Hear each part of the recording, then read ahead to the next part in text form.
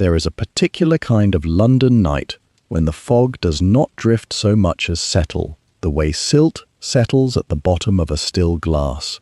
And on such a night, in the autumn of 1894, a man climbed the 17 steps to our sitting room, carrying a letter he was afraid to hold. Also, you can listen to all my stories on Spotify. The link will be in the description. But for you who enjoy reading instead of listening, you can check out my ebooks in the description as well. Now, let's continue with the story. I heard him before I saw him. The tread was heavy, deliberate, the tread of a soldier who had learned long ago to keep his weight on the balls of his feet, and it stopped outside our door, as though the man behind it needed a moment to decide whether he truly wished to come in. Holmes did not look up from his chair. He sat with his long fingers steepled beneath the sharp line of his cheekbones, his pale blue-green eyes half closed against the firelight, and he said only, "Come in, Colonel. You have stood in the cold quite long enough to catch your death, and I should hate to lose a client to the weather before I have heard his trouble." The door opened on a broad man of perhaps 60 years, silver at the temples, his overcoat still beaded with rain. He stared at Holmes with the particular astonishment of a man who believes himself unannounced. "You knew my rank," he said. "We have never met. You have the bearing of the Indian service, and the sunburn of a man lately returned from a warmer sea than ours," Holmes answered, rising at last and gesturing him to the basket chair. "Your left cuff is worn where a sword belt has ridden for 30 years, and your boots, though excellent, were resoled in a Spanish fashion no London cobbler would attempt.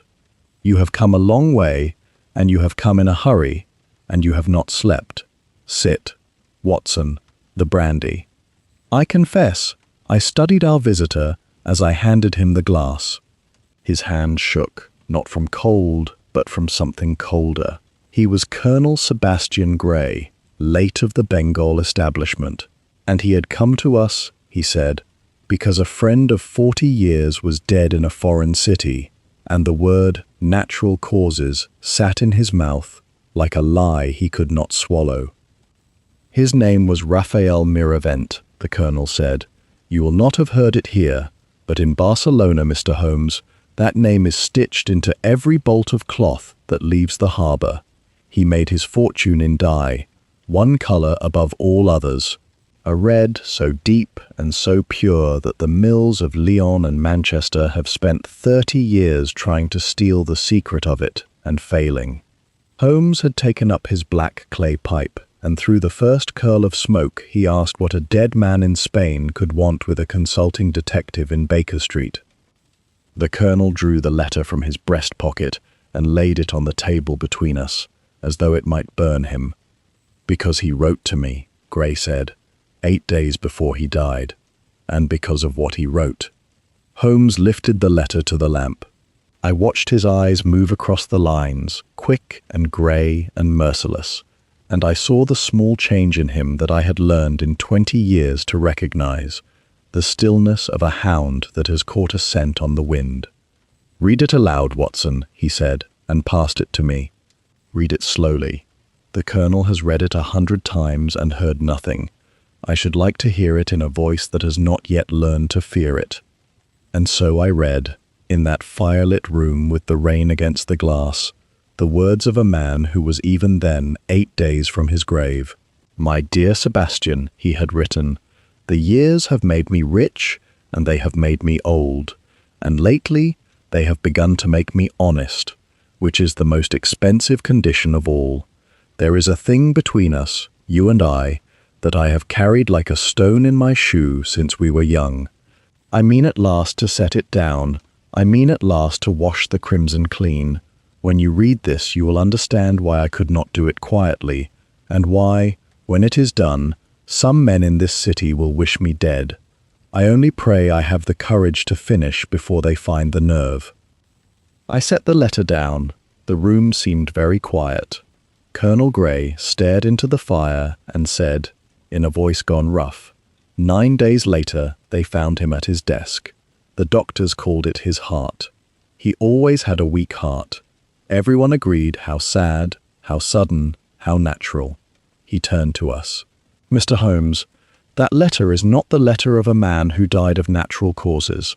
That is a man who knew he was going to be killed." Holmes leaned back and closed his eyes, and for a long moment, the only sound was the fire and the rain. "Two things interest me, Colonel," he said at last. "The first is the phrase, 'wash the crimson clean,' which is a strange thing for a man to write about the source of his own fortune. The second is that you have brought me this letter, and your grief, and your fear, but you have not once told me what the stone in his shoe actually was. You know. You have known for 40 years. He opened his eyes and fixed the Colonel with a look I should not have liked turned upon me. "A man does not sail from Barcelona to London to hire the most expensive answer in England when he already possesses it. What are you afraid I will find?" The Colonel's mouth worked. For a moment, I thought he would rise and leave. Instead, he said, very low, "I am afraid you will find that I should have stopped him, years ago, and that I did not." He pressed his knuckles to his lips. "Come to Barcelona, Mr. Holmes. Come and tell me my oldest friend was murdered, so that I may at least stop lying to myself that he was not." Holmes rose, crossed to the window, and stood looking down into the drowned street, where the lamps floated like coals in a river of black water. When he spoke, his voice had the light, hard eagerness I knew meant the case was already his. "Watson," he said, "how is your Spanish?" "Non-existent," I admitted. "Excellent. Then you will observe more and interrupt less. Pack for a warm climate and a cold business." He turned from the glass, and the gaslight caught the angular line of his jaw as he smiled without any warmth at all. "A man of secrets writes that he means to wash the crimson clean, and within a fortnight the crimson is the last colour he ever sees. The game, Colonel, appears to be very much afoot. We leave in the morning." We crossed France in a haze of coal smoke and half-sleep, and somewhere past the mountains the air changed. It grew softer, saltier, thick with the smell of orange peel and the sea, and when I woke at dawn, the light coming through the carriage window was not the thin grey light of home, but something molten, a light that fell across the fields like poured brass. Holmes had not slept at all. He sat opposite me, surrounded by a drift of newspapers, Catalan and Castilian and French, most of which he could not fully read, and all of which he studied as though the answer lay hidden in the type. Colonel Grey dozed in the corner, his chin on his chest, and every so often his hands twitched in his lap, as though they were reaching for something in a dream. "Watson," Holmes murmured without looking up, "our Colonel talks in his sleep." I glanced at Grey. He was murmuring, low and broken, and though the words were mostly Spanish, I caught one clearly, repeated twice. "Tomás, Tomás." "A friend?" I said quietly. "A brother?" "A name he did not give us in Baker Street," said Holmes, though we spoke of little else but names. "File it, Watson. A man's sleeping mouth is more honest than his waking one, and the Colonel is a man with a great deal to be dishonest about." Barcelona came upon us all at once. One moment there were fields and the pale ghost of a mountain, and the next the train was threading between factories, tall brick chimneys strung along the shore like the masts of a drowned fleet, each one breathing a slow ribbon of smoke into the morning. The Colonel woke and named them for us as we passed. "That is Poblenou," he said, "the Catalan Manchester, where half the cotton of Spain is spun and dyed. And there," he added, his voice dropping, "is the Miravent works. You will know it by the water." I looked. Beside one of the largest factories ran a broad drainage channel to the sea, and the water in it was red, not the brown of rust or the grey of filth, but a deep, living crimson, as though the building itself were bleeding slowly into the Mediterranean. "They have dyed the sea," I said, and could not keep the unease from my voice. "They have dyed it for 30 years," said Gray. "The fishermen call that stretch of shore le sang, the blood. They say no good comes of the fish that swim there." He looked away. Raphael always laughed at that. He said it was the most honest advertisement in Spain. Holmes said nothing, but I saw him lean toward the glass and watch that crimson water until the train carried it out of sight, and I knew he was filing it as carefully as he had filed the sleeping name. The station swallowed us in noise and steam. Outside, the city rose in a grand new grid of stone, wide avenues lined with buildings whose facades bloomed with iron and colored tile, balconies twisting like vines, a whole quarter being raised block by block, in a style I had never seen, all curve and flower and restless invention. "The Eixample," Gray said, as our carriage rattled along the Passage de Gracia. 30 years ago, this was open field.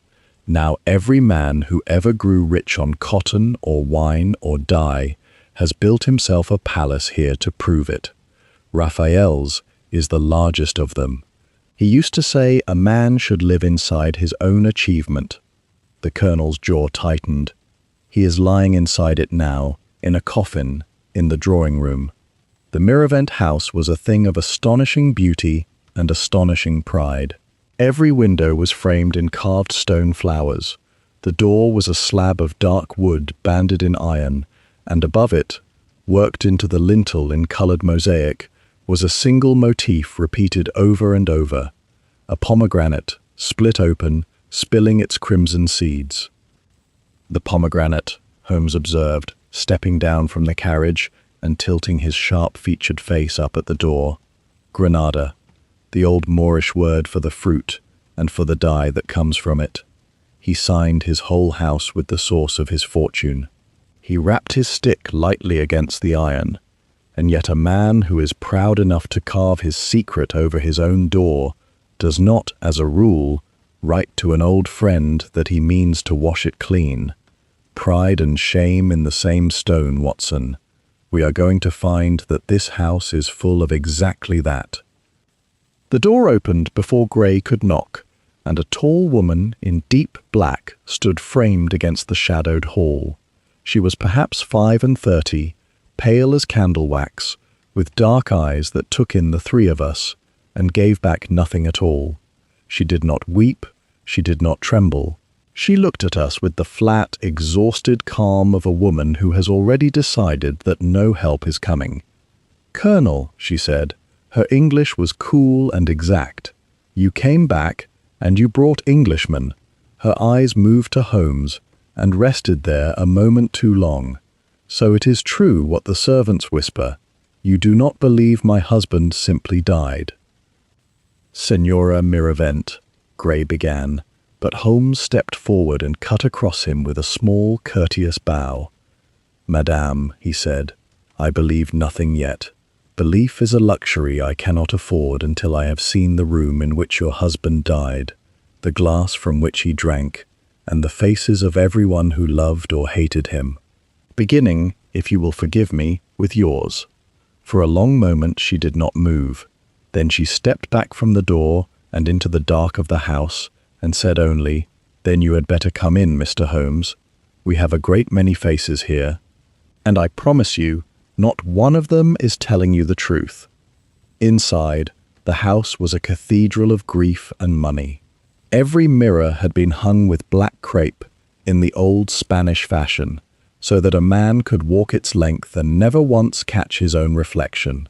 Our footsteps rang on marble the color of clotted cream, and everywhere, in the tiles, in the plaster, in the colored glass of the high windows, that same crimson repeated, a red that seemed to soak up the little light there was and give none of it back.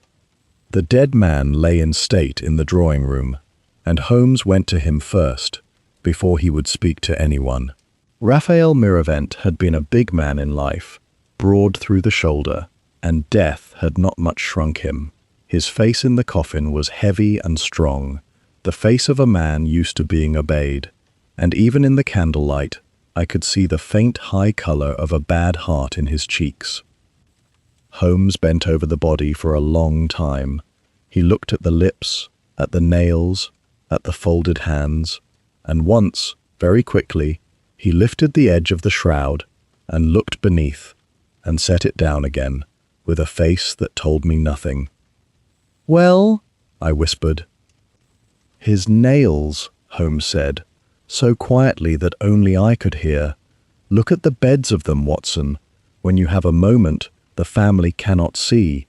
There is a faint blue at the quick, and his lips." He straightened. "A weak heart may kill a man, but a weak heart does not, as a rule, leave him the color he was in life. Later, not here." We were not, in any case, permitted to linger. The household had gathered to receive us, and one by one the widow named them, and one by one they looked at Holmes with the particular hostility of people who very much wish a stranger would go away. The son came first. Andreu Miravent was perhaps 26, handsome in a soft, dissipated way, with his father's heavy shoulders gone slack, and his mother nowhere in his face. For Isabel, I now understood, was his stepmother, and not much his senior. His eyes were red, though whether from grief or from wine I could not say, and he smelled of both. "So my father is to be dug up and gossiped over by foreigners," Andreu said thickly. "Wonderful. He always did prefer strangers to his own blood." He gave a short, ugly laugh. "You will find, Mr. Holmes, that everyone in this house had a reason to want the old man gone. Myself most of all. There, I have saved you a week's work. Now for God's sake let a grieving son drink in peace." "Andreu," the widow said, without heat. Holmes only inclined his head, as courteous as if the young man had offered him tea. "I am obliged to you," he said mildly. "Honesty is such a rare economy. We shall speak again when you are steadier." The daughter was another matter entirely. Nuria Miravent was younger than her brother, perhaps 20, and where Andreu was soft, she was quick and dark and fierce. Her hands were stained, not with mourning, but with color, streaks of blue and ochre, and, at the base of one thumb, a smear of deep red that she had not quite scrubbed away. "You paint," said Holmes. She lifted her chin. "I paint. My father thought it a waste of a Miravent. He wanted me making dye, not pictures. We argued about it the night before he died." Her voice did not break, but something behind her eyes did. "If you are looking for people who quarreled with him at the end, Mr. Holmes, you may add me to your list. But I loved him. Whatever the rest of them tell you, I loved him." Holmes looked at her stained hands for a moment longer than was polite, and I saw him note the crimson at her thumb, and I confess my own thoughts went where his surely did. But he said only, gently, "I do not doubt it, mademoiselle." Behind the family stood the household proper. There was the master dyer, Geordie Serrat, a lean, hard man of 50, with forearms burned dark by years over the vats, and hands stained so deeply that no scrubbing would ever lift the color from the creases of his knuckles. He watched Holmes the way a guard dog watches a gate. 29 years I gave that man my life," Serrat said, when Holmes asked his place in the house. "I know his color better than he knew it himself, and in 29 years he never once trusted me with the whole of the formula, not once." He spat the word. "So no, I will not pretend to weep, but I did not kill him. A man does not smash the only lock he has spent his life trying to open." And last, half in shadow at the edge of the room, stood a slight Englishwoman in grey, so quiet that I had not marked her until she spoke. She was perhaps 30, plain at first glance and not plain at all at the second, with steady eyes and a stillness about her that was quite different from the widow's frozen calm. "Miss Clara Whitfield," said the widow. "She came to us 3 years ago to teach Nuria her English and her music. She has made herself, since, rather more than a governess." "I made myself useful," Miss Whitfield said quietly, in an English so precisely correct that it seemed almost studied.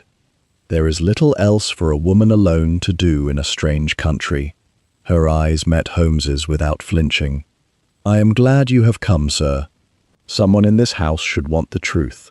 I had begun to think no one did. Holmes bowed to her and to them all, and when he straightened, his voice had gone brisk and cold. "You have each been generous enough to tell me you had reason to wish this man dead," he said. "It is the most cooperative gathering of suspects it has ever been my privilege to address, so let us be efficient. I should like the key to the room in which he died. I should like it to have been touched by no one, and I should like to be left entirely alone in it, with the good doctor here, until I ring." He smiled without warmth. "You may all go on hating me from a comfortable distance." The study of Raphael Miravent was a long, dim, book-lined room at the back of the house, its one great window looking out over a walled garden gone black with the coming dusk. It smelled of old leather and cold ash, and something else beneath, faint and sharp, that I could not at first name.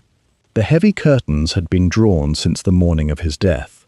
No one, the widow swore, had entered but the doctor and the police. Holmes stood in the doorway a full 2 minutes before he would let either of us cross the threshold, his pale eyes travelling over every surface of the room. Then he stepped inside on the very edges of his feet, as delicately as a man crossing a frozen pond, and gestured for me to wait. The desk sat square before the window. Behind it stood a great leather chair, and upon the blotter, exactly where a working man's right hand would rest, was a stain. It was crimson. Of course it was crimson. In that house, it could hardly have been any other colour. It had spread across the blotter in an irregular flower, perhaps the size of my palm, and beside it, fallen on its side, lay a small wine-glass, and near that, a decanter, half full, of dark red wine. "The police," said Holmes softly, crouching to bring his sharp-boned face level with the desktop, "will have looked at this and seen a man who spilled his wine as his heart failed him. It is a tidy picture. Let us see how badly it lies." He drew from his pocket a small folding lens and bent to the stain until his nose was an inch above it. "Watson, come here. Tell me what you see. As a medical man, not as a poet." I knelt beside him and looked, and at once I understood that something was wrong. "It is not blood," I said slowly. "Blood dries brown, Holmes. Blood dries at the edges first and browns from the outside in. This has not browned at all. It is as red at the centre as at the rim days later. And the wine." I touched the tip of my finger to the crusted decanter, then to the stain, and rubbed them together. The wine leaves a stain that goes purple, then to rust. This is neither. This is still crimson. This is a colour that does not fade. "A colour that does not fade," Holmes repeated, and there was a soft satisfaction in his voice. "Doctor, you have put your finger, quite literally, on the entire case. This is not blood. This is not wine. This is dye. This is the very substance that built this house, and it is on the dead man's blotter, and it was on the dead man's lips, though the good doctors who signed their certificate never thought to ask why a wine merchant's mouth was stained the colour of his best cloth." He rose and moved to a small side table beneath the window, where a shallow lacquered box stood open. Within it, cushioned in black velvet, was a nest for a small glass phial, corked and sealed with wax. The nest was empty. "Something belongs here," Holmes murmured, "and it is gone." He bent and drew in a long breath above the empty velvet, and his eyes narrowed. "There, Watson. That is the smell beneath the leather and the ash. Do you have it? Faint, bitter, almost like almonds and yet not almonds. A metal edge to it." He straightened. "That is the smell of the crimson secret. And whatever was in this phial is now, I strongly suspect, inside our dead man." I went to the window then and tried it, and found it latched from within, a solid iron catch thrown home, and stiff with disuse. The curtains before it had not been disturbed by any hand but ours. I said as much. "And the door," said Holmes, crossing to it, "was locked from the inside. The widow tells me the key was in the lock, on this side, when they broke in on the morning of his death. The window latched, the chimney too narrow to admit a cat. One door, one key, and the key indoors."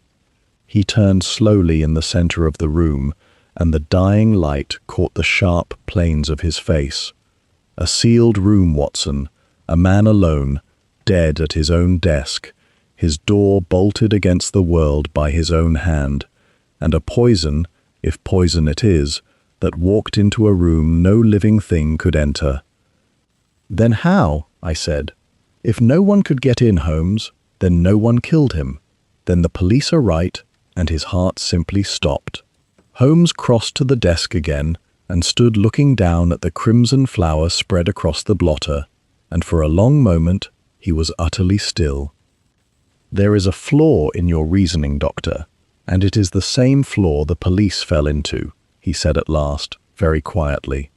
"You assume that the killer must have been in the room when the man died. But a locked door keeps out only the living. It does not keep out a thing already inside." He touched the empty velvet nest with one long finger. The murderer did not need to be here at the moment of death. He needed only to have been here before, and to have left something behind that would do its work in its own slow time, long after he had washed his hands and caught his train. He looked up, and his pale eyes were bright and cold. "This was not the crime of a night, Watson. This was the crime of patience. And patience, in my experience, is the mark of a very particular kind of murderer, one who has waited a very long time indeed." Morning brought a change of air and a visitor. We had taken rooms at a hotel on the Rambla, that great tree-lined river of a street down which the whole of Barcelona seemed to pour from dawn to midnight, and we had scarcely finished our coffee when a card was brought up bearing the name of Inspector Ferran Costa of the Municipal Police. He was a compact, careful man with a black moustache waxed to points and an air of wounded dignity, and he had come, he made clear at once, not to seek Holmes's help, but to warn him off. "Senor Holmes," he said, in slow, formal English, "your reputation crosses even the mountains. But this is my city, and Raphael Miravent died of his own heart, and I will not have his widow tormented by a foreigner hunting a murder where there is only grief. The man was 60. His heart was bad. He drank. He died. It is very sad. It is not a crime."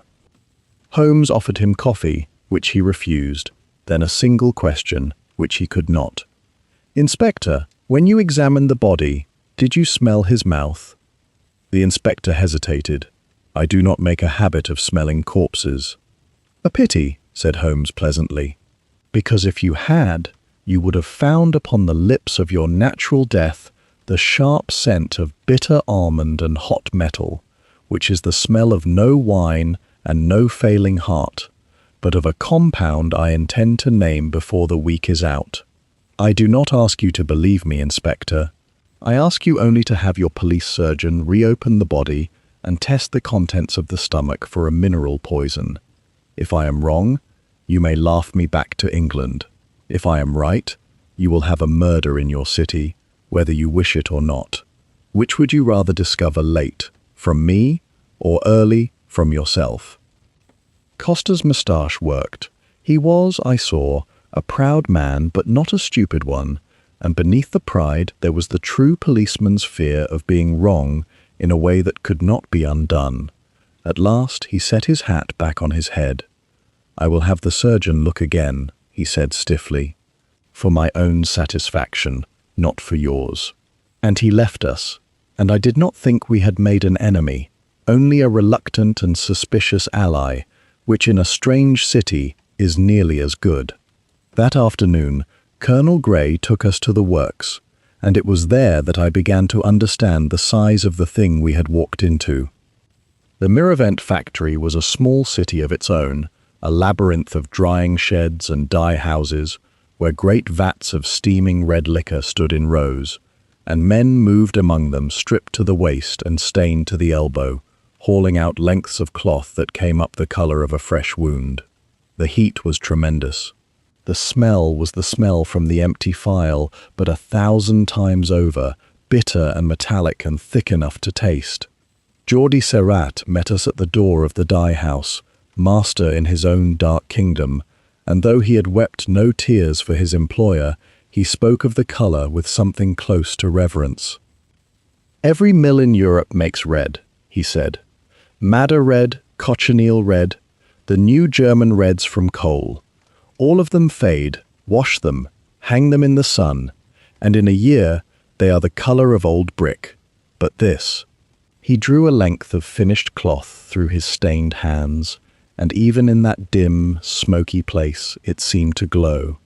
"This does not fade. Salt will not take it. Sun will not take it. 10 years in a Barcelona window, and it is as bright as the day it left the vat. That is the secret, not the red. Any fool can make red. The secret is why ours will not die." Holmes had been examining the vats, the shelves of chemicals, the padlocked cupboards, and now he turned. "And the formula for why it will not die. Who holds it?" Serrat's face closed like a fist. He did, only he. In his head, and in one book he never let out of his own hands, and in the little phial he kept always in his study, a drop of the pure heart of it, the finished mordant, so that if his memory ever failed, he could taste it and know he had it right. He shook his head slowly. He would sit of an evening with that phial, they say, and unstop it, and touch it to his tongue the way another man tells his rosary. A drop on the tongue every night to be sure the colour was still true. He guarded that little bottle closer than his own children. I felt the hair rise on my arms, and I saw Holmes go very still, and I knew that we had both understood the same terrible thing in the same instant. A phial gone missing from the study, a crimson stain on a dead man's lips, a nightly ritual of tasting the pure heart of the colour, a drop on the tongue, to be sure the red was still true. He drank his own secret every night of his life, Holmes said softly, almost to himself, to prove that it was pure, and someone in this house knew it, and someone made very certain that one night it was not. That night, Holmes did not sleep.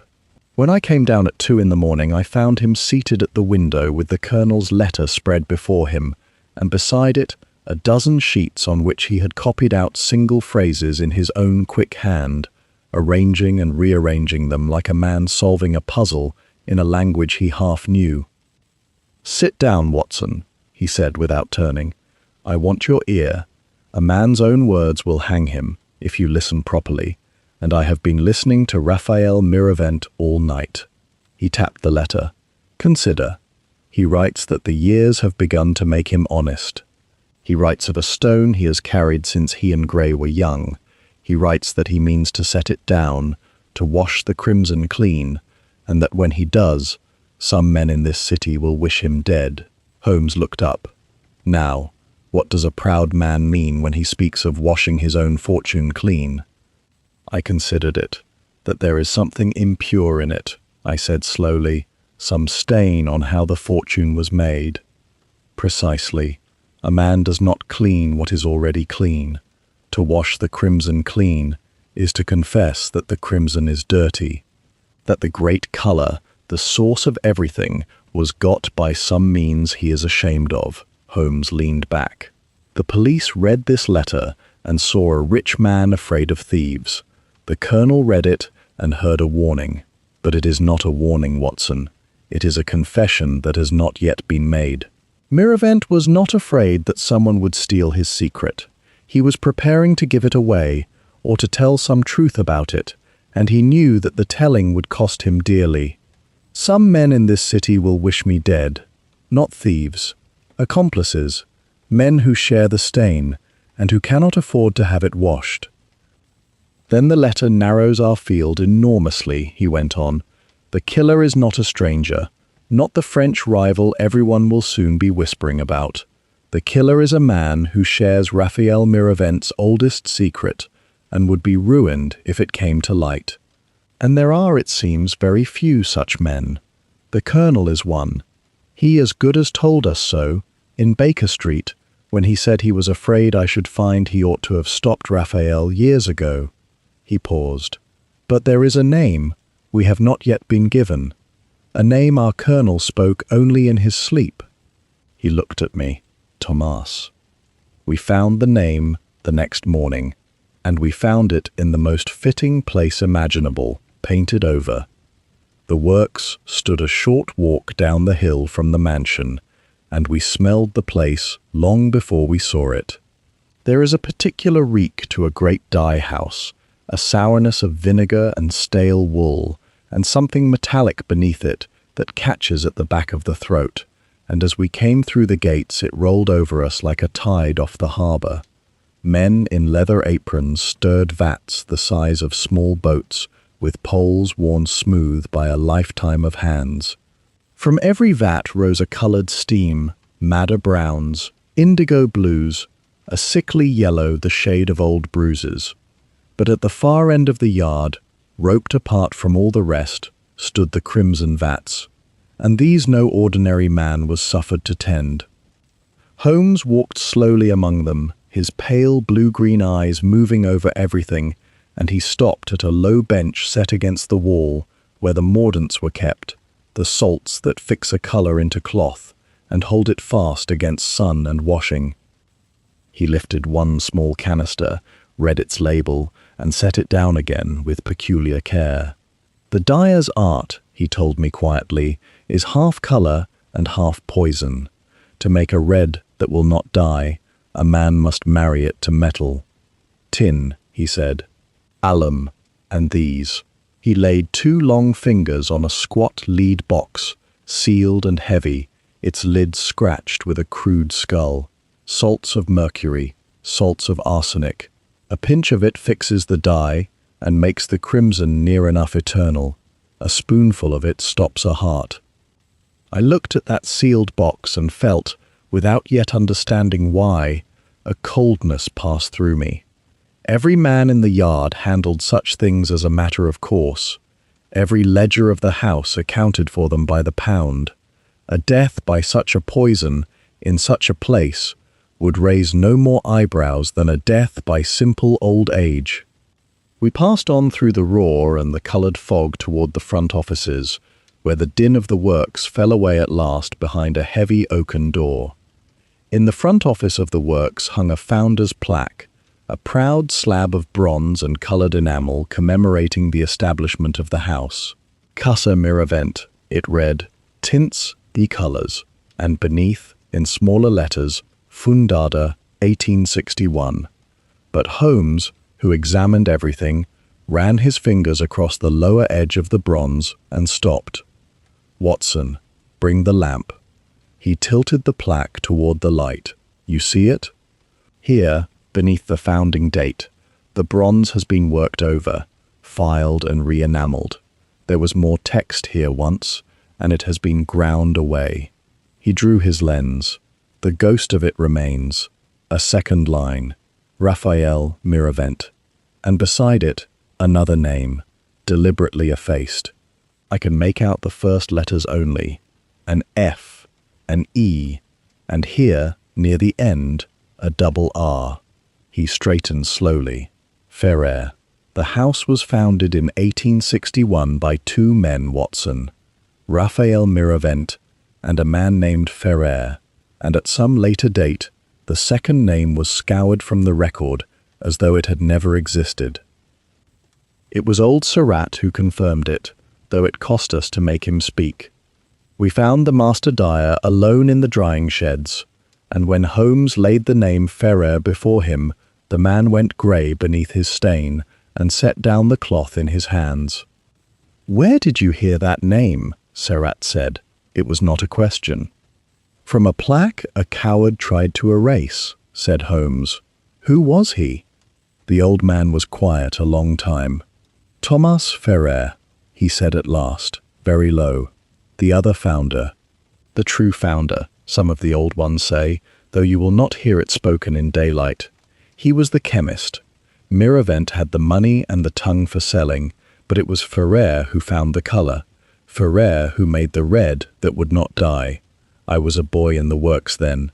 I saw him do it. He looked at his stained hands. Then one winter, Ferrer was gone. There was a scandal. Money missing from the company chest. They said Ferrer had stolen from his own partner, that he was a thief and a fraud, and the courts believed it, and they broke him. He died a few years after, in the debtors' quarter, disgraced, penniless, a chemist who could turn cloth to jewels and could not keep a roof over his own head. Seurat's voice was iron, and Miravent kept the color, and kept the works, and filed the name off the bronze. That is the crimson secret, senor, if you must have it. It was never Miravent's color at all. He stole it from a better man, and let that man rot. Holmes said nothing for a moment. Then, quietly, "And Ferrer, did he have family?" Seurat looked at him with something like fear. "A daughter," he said. "A little girl. When the ruin came, the mother took her away. To France, some said. To England, said others." He shook his head. "That was 30 years ago. She would be a grown woman now, wherever she is, if she lives at all." He picked up his cloth again, with hands that were not quite steady. "Why do you ask about the daughter, senor?" "Because," said Holmes softly, "a man who means to wash the crimson clean, before he dies, would want to give it back to someone. And I begin to wonder, Seurat, whether that someone is already inside this house, watching, waiting, and a great deal closer than any of us has thought. If the letter had narrowed our field to men who shared the old secret, the household seemed determined to widen it again, with troubles of its own, and the first of these wore the face of Andreu Miravent. We had gone that evening to walk the old quarter, Holmes and I, for he thought best on his feet, and the medieval streets behind the cathedral suited his mood, all shadow and echo and sudden turnings. It was there, by chance, in the mouth of a black alley off the Carrer del Bisbe, that we saw the son of the house, in a place no son of that house should have been. Andreu stood pressed against the wall of a low tavern, and before him loomed a great slab of a man with a scarred lip and the patient stillness of a creature that has never once needed to hurry. Money was changing hands, or rather, money was failing to. We drew back into a doorway and watched. "I will have it Friday," Andreu was saying, and even at that distance the tremor in his voice carried. "I swear it. The estate is not yet settled, you understand. There are lawyers. But the moment my father's money is mine, I will pay you every centime and more." The big man said something too low to hear. Whatever it was, Andreu flinched as though struck. "Do not speak of him," the young man hissed. "You will have your money. My father is dead. There is no one left to stop it now." The big man laughed, a soft and horrible sound, patted Andreu once upon the cheek, as one might pat a dog, and melted away into the dark.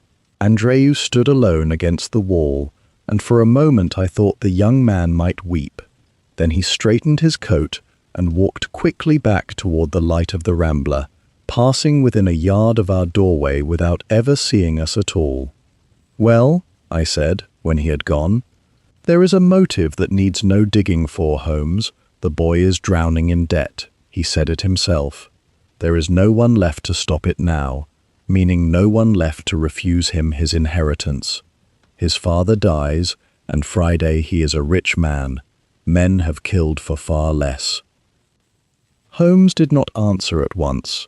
He stepped out into the alley and stood looking at the spot where the two men had bargained, and drew his coat about him against the damp. "It is a pretty motive, Watson," he said at last. "It is almost too pretty. Observe how neatly it presents itself. The wastrel son, the gambling debts, the timely death. the words all but spoken aloud for a listening detective to overhear. If Andreu Miravent murdered his father to pay this man, he chose a method of extraordinary subtlety. A doctored file, a slow mineral poison, a locked room, a crime disguised so well that a whole city signed it off as a failing heart. He shook his head. Does that seem to you the work of a frightened boy who cannot meet a moneylender on the appointed day? A man who could plan that murder would never let himself be caught whimpering in an alley. No, the debts are real, the fear is real, but the subtlety is not his. He inherited his father's works and his father's color. He did not inherit his father's cunning. Still, he did not let it lie. The next day he made quiet inquiries, and what he learned deepened the picture without changing his conclusion. The great scarred man was one Quim Basser, a lender of money at ruinous rates to the sons of good families, and Andreu owed him a sum that would have swallowed a modest fortune whole. The boy had been borrowing against his expectations for 2 years. His father had refused again and again to pay the debts, and had told Andreu to his face, more than once, that he would not leave a peseta to a son who gambled it into the sea. There was, Holmes discovered, a further turn to it that a lazier mind would have let pass. Quim Basser did not, in fact, profit by Raphael Miravent's death. A living father, browbeaten and shamed, might yet be squeezed into paying his son's debts to spare the family name. A dead one paid nothing at all and left the moneylender to chase an inheritance through the slow courts of Spain against a boy who might be ruined before a single peseta ever came loose. Basser, in short, had every reason to wish the old man alive and frightened, and none whatever to wish him dead. Holmes sought the lender out that same evening, in the low room behind a wine shop where he did his business, and I went with him, my service revolver a comfortable weight in my pocket. Basser received us without alarm and without warmth, a great still man who answered what he chose to answer and let the rest lie. He did not trouble to deny the debt. He remarked only, with a cold humor, that Senor Holmes was welcome to hang whomever he pleased, so long as it was not the one man in Barcelona who owed him 40,000 pesetas. When we came out again into the night, Holmes was thoughtful. "He is telling the truth, Watson," he said, in the way that only a man with nothing to hide can afford. He wanted Miravent living. The son's debt was his surest investment, and someone has just cost him it. No, Basser did not kill the father, but he has sunk his hook so deep into the son that the boy said the truest thing we have yet heard in this affair, there in that alley, without ever knowing what he said. There is no one left to stop it now. Andreu did not mean a murder.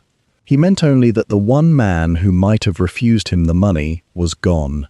And that, Watson, is the whole tragedy of the fool. He tells you everything and understands none of it. So the boy had motive twice over, I pointed out. Not only would his father's death clear the way to the money, his father was on the very point of taking the money away from him for good. He had motive, means of a sort, and no alibi worth the name, Holmes agreed. He was in the house that night. He argued with his father, as did his sister, as did half of Barcelona, it seems. And if this were a simple case, Watson, I should hand him to Inspector Costa with my compliments and take the evening train home. He tapped his pipe against his boot. But it is not a simple case. Whoever killed Raphael Miravent did not do it for money that was coming to them anyway. They did it to stop that letter from being finished, to keep the crimson from being washed clean, and Andreu Miravent, I would stake my life, does not even know what the crimson secret is. You cannot murder to protect a truth you have never been told. Then we set the son aside? We set him aside as our murderer, said Holmes. We do not set him aside as a man in danger, a boy who owes his life to Quim Basser, in a house where one man has already died by patient cruelty, is a boy standing very near an open flame. Keep half an eye on him, Watson. In cases such as these, the fool is often the one who dies second, not because he is guilty, but because he has blundered into knowing something he cannot even recognize as dangerous. He set off briskly toward the Rambla. Now come. There is a Frenchman in this city who has been trying to buy a dead man's secret, and I find I should very much like to make his acquaintance before he leaves town. Monsieur Armand Duclos received us in the salon of the finest hotel in Barcelona with the wary charm of a man who has been expecting trouble and means to greet it in good tailoring. He was a silk manufacturer from Lyon, silver-haired, immaculate, with quick dark eyes and a smile he could put on and take off like a hat. "Messieurs," he said, "you are the Englishmen asking questions about poor Miravent. Sit, take coffee. I will save us all a great deal of dancing. Yes, I wanted his secret. Yes, I offered him a fortune for it, twice, and twice he laughed in my face. And yes, I am delighted the old thief is dead, because now his fools of children may sell me what he never would." He spread his hands. "There, now you may cross me off your list, since only an imbecile confesses his motive to a detective, and I am not an imbecile." Holmes smiled thinly. "On the contrary, monsieur, you have merely confessed the motive you wish me to see, in the hope I will look no further. It is a subtler game than the imbeciles, and I compliment you on it. Tell me, where were you on the night Miravent died?" "In Marseille," said Duclos promptly. "At the opera. 200 witnesses and a receipt from the box office, which my man will provide you before the day is out. I did not come to Barcelona until the news of his death was 3 days old." His smile sharpened. "I am a businessman, Monsieur Holmes, not an assassin. When I want a thing, I buy it. And a dead man cannot sign a contract, so his death, you see, is an inconvenience to me. I must now deal with his heirs, who are greedy, and his widow, who is cold, and his master dyer, who is a fanatic. Believe me, I had every reason to want Miravent alive and talkative. A living man can be tempted. You cannot bribe a corpse." The alibi held. Holmes had it checked within the day, and it was iron, box, and opera, and 100 Marseille faces. But the Frenchman's presence in the affair was not so easily dismissed, for that very night the works were broken into, and the break-in changed everything. We were roused before dawn by a boy from the factory, and we arrived to find Inspector Costa already there, his moustache bristling, standing over a scene of quiet devastation. Someone had entered the counting house through a rear window, forced the great iron safe where the company papers were kept, and gone straight for the one thing that mattered, the strongbox in which Raphael Miravent had kept his formula book. "Empty," said Costa grimly. "Whatever the old man wrote his secret in, it is out of that box and into the night. And I will tell you what I think, Senor Holmes. I think your Frenchman waited until the master was dead and the house was grieving, then sent a thief to take by night what he could not buy by day. There is your murder solved and your theft together. Duclos killed him, or had him killed, and now he has robbed him." But Holmes was not looking at the safe. He was on his knees by the forced window, his lens moving across the sill, the frame, the floor, and his face had gone very quiet. "Inspector," he said, "come and look at how your thief came in. The window is broken, yes, but observe, the glass lies outside, not in. A man breaking in from the street shatters the pane inward, and the fragments fall at his feet within the room. Here the glass has fallen outward onto the yard. This window was not broken to let someone in. It was broken from inside, to make it appear that someone came in from without." He rose, brushing his knees. "Your thief did not climb through this window at all, Inspector. Your thief was already in the building. He had a key, or he was never locked out to begin with, and he broke the glass afterward, from within, to send us all chasing a Frenchman across the Pyrenees." There was a moment then in which Holmes did not speak at all, but stood turning a shard of the fallen glass between his fingers, and I knew the look upon his angular face, the look of a man who has seen the same handwriting twice and is certain now of the author. "Consider it, Watson," he said at last, low enough that only I could hear. "We have now two scenes in this affair, and both of them are lies told in the language of objects. The study, sealed from within, its door locked and its window latched, arranged so that a slow poisoning should read as a quiet death by an old and failing heart. And now this window, broken outward, and dressed to read as a thief's forced entry from the street. Two rooms, two careful fictions, both built by a patient hand that thinks in staging, that murders and afterward decorates the murder to point the eye away. It is the same mind at work in both," he went on. "A hot-blooded killer does not do this. A frightened servant does not do this. This is a man who dresses a room the way a stage manager dresses a scene, who leaves each object exactly where it will tell the story he wishes told. The locked study said, 'No one was here.' The broken window says, 'A stranger was here.' They are the same sentence, Watson, spoken twice in the same voice. And that voice belongs to someone with the leisure to arrange a death by inches and the coldness to tidy it afterward at his ease. He let the shard fall and straightened. The implication fell on us all at once, and the eyes of every man in that room turned toward the one figure who had the run of the works, who knew every lock and every cupboard, and who had made no secret of his bitterness at being denied the formula for 29 years. Geordie Surratt, the master dyer, standing pale and stained in the doorway, staring at the empty box as though his own heart had been torn from it. "You think I took it?" Surratt said. His voice cracked. "You think I broke that box?" He gave a laugh that was half a sob. "Fools. I have wanted that book for 29 years, it is true, but I wanted it in my hands, to make the colour, to be trusted at last. What use is it to me stolen and hidden in the dark? A recipe I dare not use, a fortune I cannot spend without hanging for it." He turned on Costa. "Ask yourself who profits from that book vanishing. Not the man who would sell it, not the man who would use it, only the man who wants to be certain that no one ever reads what is written in it."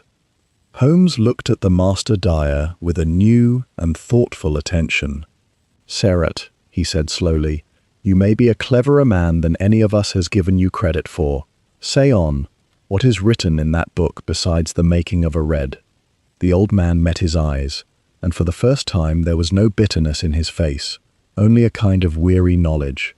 "I never read it, senor. He never let me, but I worked beside Tomas Ferrer when he made that colour, and I will tell you what I have thought every day for 30 years. He lowered his voice, and the whole room leaned to hear it. "That book does not only say how the red is made, it says who made it. Ferrer kept his own record, in his own hand, before the ruin came, and if Miravent stole the colour, then he stole the book that proves it was never his, and a man who is about to wash the crimson clean." He nodded slowly. "A man like that might open that old book at last, and read out loud to the whole world whose colour it truly was." Holmes was silent for a long moment. Then he said, very softly, "So the murder and the theft may indeed be one crime, Inspector, but not the crime you imagine. The book was not stolen to steal the colour. It was stolen to bury the proof of an old sin, by the same hand that stopped the letter that would have confessed it. We are not hunting a thief of formulas at all." He looked around the ring of faces. "We are hunting a man protecting a secret 40 years deep. And he is still here, and he has just made his second mistake. Inspector Costa, to his lasting credit, was a man who could be persuaded by evidence even when it wounded his pride, and the outward falling glass at the works had wounded it deeply. The morning after the break-in he sent for us, and when we arrived at the police mortuary, His face was grey and his voice was low. "You were right," he said. "God help me, you were right. I had the surgeon open the stomach again, as you asked, and test it, as you asked, for a mineral." He passed Holmes a sheet of paper covered in a physician's cramped Spanish. "Mercury, senor, and arsenic with it, in quantities no medicine and no accident would explain. It was in his blood. It was in his liver. It had been building in him, the surgeon says, for perhaps a week or more before it stopped his heart, a little each day, a slow tide of it, rising." I read the report over Holmes's shoulder, and as a medical man, I felt the cold certainty of it settle in my chest. "A slow poisoning," I said. "Not a single fatal dose, but a small one, repeated, accumulating. That is why there were no convulsions, no sudden collapse to alarm the household. The symptoms would have crept upon him. Fatigue, a tremor, a greyness, all the things an old man with a weak heart might show in any case. No one looked twice. Then one evening, the burden was simply too great, and his heart failed at his desk, and everyone said how natural. I set the paper down. It is a devil's method, Holmes. Patient, invisible, cruel. And it tells us a great deal about the devil who chose it, said Holmes. He turned to Costa. Inspector, mercury and arsenic are not household things, but they are not strangers to a dye works. Am I right? Costa nodded grimly. The mordants. The chemicals that fix the color to the cloth so it will not wash out. Old Surratt could name you a dozen. Mercury salts, arsenic compounds, the poisons of the trade, they are all over that factory. A red that does not fade, Holmes murmured, and I saw the last of it fall into place behind his pale eyes. Watson, do you not see the terrible elegance of it? The very thing that makes the crimson immortal is a poison. The secret of the color and the secret of the murder are one and the same. Miravent's great red does not fade because it is fixed with mercury and arsenic in some proportion that only he and one dead man ever knew. And every night of his life, to be sure the color was true, he touched the pure heart of it to his tongue. A drop, harmless, at the strength he made it. A ritual, a rosary. His voice dropped, until someone gave him a phial in which the proportion had been changed. The same red, the same taste. But mixed to kill, not to color, and he drank his own death, a drop a night, and never knew, because it was the most familiar flavor in the world to him. The empty velvet nest in the study came back to me, and I said so. But the phial itself, Holmes, it was gone from its box, if we could find it and test what remained. Which is precisely why we returned to that room today, said Holmes, and why I would not let the police clear it. A phial does not vanish through a locked door any more than a murderer walks through one. It is somewhere in that study still. It rolled, or it fell, or it was set down by a dying man whose hands had begun to fail him. He rose. Come, and bring your eyes, Doctor. The good inspector's men have trampled that carpet for a week and found nothing because they were looking for a murder they did not believe in. We found it within the hour, and it was Holmes who found it, on his hands and knees beneath the great desk, in the deep shadow where the carpet met the wall, a small glass phial rolled into the join and lying on its side. It was corked still, but a bead of crimson had dried at the lip where the cork sat loose, and within, perhaps a third of it remained, dark and thick and red. I tested it that afternoon, in a corner of our hotel rooms turned into a passable laboratory, with what a Barcelona apothecary and my own travelling case could furnish between them. For the arsenic, I used the old reliable method, a strip of bright copper dropped into a little of the residue warmed with acid, and I had not long to wait. Within a few minutes, the copper dulled, then darkened, then took on the soft grey sheen that every medical man is taught to dread, the unmistakable signature of the mineral plating itself upon the metal. The mercury I confirmed by tests of its own, and the strength of both together put the matter forever beyond dispute. The residue in that little phial was charged with mercury and arsenic in a measure far past anything a dyer would use to fix a color to cloth, a concentration that had no purpose in the whole world but one. It was a murder weapon, and its peculiar horror was that a proud old man had kept it lovingly upon his own desk and touched it to his tongue each night with pride. Then, as we stood in that study with the proof in our hands, an old servant gave us the final small fact that made everything fit. She was the housekeeper, a stooped and frightened woman who had kept Miravent's rooms for 30 years, and Holmes drew from her, gently, a thing she had thought too trivial to mention. The little bottle, she said, his little red bottle that he loved so. It had been getting low, senor. For weeks he fretted over it, said he would have to mix more of the heart, that his hand was not steady enough these days for the fine work of it. Then, she frowned, remembering, then one morning it was full again, right to the shoulder. He was so pleased. He said perhaps he had mixed it after all, and forgotten, in the night. He was forgetting things, at the end. Her lip trembled. I never once thought there was harm in a full bottle, senor. Holmes exchanged a long look with me across the dead man's desk. There it is, Watson, he said quietly. The whole shape of it. Some 10 days or a fortnight before he died, when his own supply of the pure red had run all but dry, someone entered this house and this room and set upon that side table a fresh phial, full to the shoulder, in the very place where the old one had stood, mixed to a strength that would kill him by inches, and a proud, forgetful old man drank it down a drop a night and thanked God for his own carelessness. He set the phial down with great care. Now we know how, we know why. There remains only one question, and it is the whole of the case. Who was in Barcelona and in this very house 10 days before Raphael Miravent died, at the hour when so many in this affair have sworn to me they were 1,000 miles away? There was in that grieving house one person who had said, from the first, that she wanted the truth, and Holmes had not forgotten her. Clara Whitfield, the English governess in grey, had watched our comings and goings with a steadiness that set her apart from the frightened, hostile others, and it was to her, that evening, that Holmes turned his full attention. He began, as he so often did, with a kindness that was also a test.